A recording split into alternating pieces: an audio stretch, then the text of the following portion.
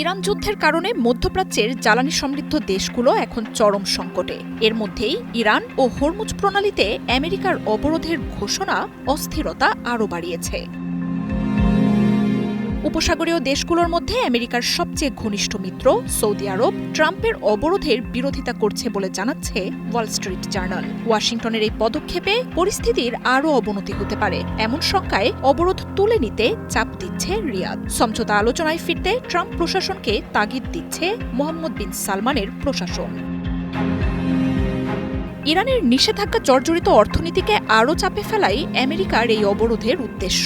তবে মধ্যপ্রাচ্যের দেশগুলোর সংখ্যা পাল্টা পদক্ষেপ হিসেবে লোহিত সাগরের বাবেল মানদেব বন্ধ করার মতো উস্কানিমূলক পদক্ষেপ নিতে পারে তেহরান, যা ইরানেরই হুথি মিত্রদের নিয়ন্ত্রণে। সৌদি আরবের জ্বালানি সরবরাহের সবচেয়ে গুরুত্বপূর্ণ জলপথগুলোর একটি এটি।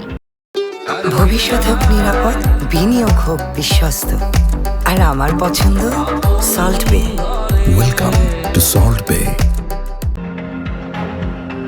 আইআরজিসি এরই মধ্যে আমেরিকার অবরোধের পাল্টা জবাব হিসেবে বাবেল মানদেবে বিধিনিষেধের হুঁশিয়ারি দিয়েছে। পাশাপাশি ইরানের কোনো বন্দর ক্ষতিগ্রস্ত হলে মধ্যপ্রাচ্যের বন্দরগুলোও নিরাপদ থাকবে না বলেও জানিয়েছে বাহিনীটি। জ্বালানি সরবরাহে হিমশিম খাওয়া উপসাগরীয় দেশগুলো ইরানের সাথে গোপনে সমঝোতায় যাচ্ছে বলেও গুঞ্জন উঠছে, যার মধ্যে হামলা না করতে কাতার ইরানকে ফান্ড দিচ্ছে বলে দাবি উঠলেও তার নাকচ করে দিয়েছে দেশটি।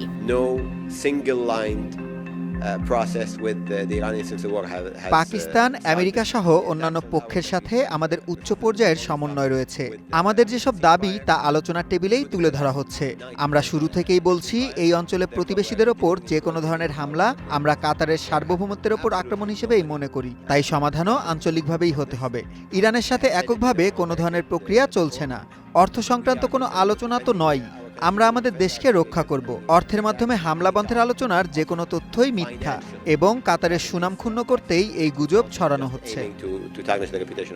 মার্জিয়া উপমা, ওয়ান ইন্টারন্যাশনাল ডেস্ক।